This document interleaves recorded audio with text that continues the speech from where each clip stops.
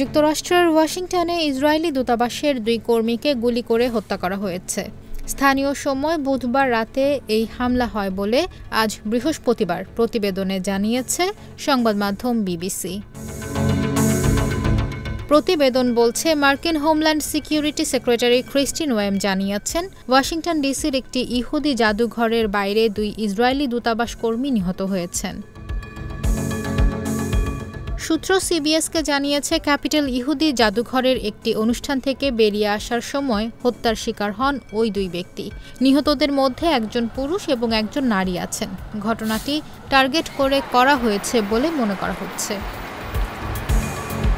প্রতিবেদন বলছে, স্থানীয় সময় রাত ৯টা ৫ মিনিটে এই হামলা হয়।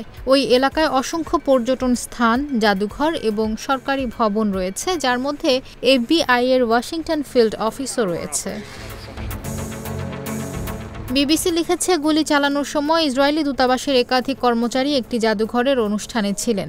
হামলাকারীর খোঁজ চলছে। সন্দেহভাজন হামলাকারী নীল জিন্স এবং নীল জ্যাকেট পরা ছিলেন।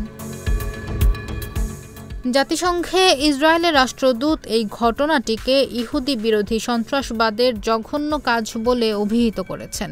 রাষ্ট্রদূত ড্যানি ড্যানন এক্সে লিখেছেন, কূটনীতিকদের এবং ইহুদি সম্প্রদায়ের ক্ষতি করার বিষয়টি একটি লাল রেখা অতিক্রম করছে। আমরা নিশ্চিত যে মার্কিন কর্তৃপক্ষ এই অপরাধমূলক কাজের জন্য দায়ীদের বিরুদ্ধে কঠোর ব্যবস্থা নেবে।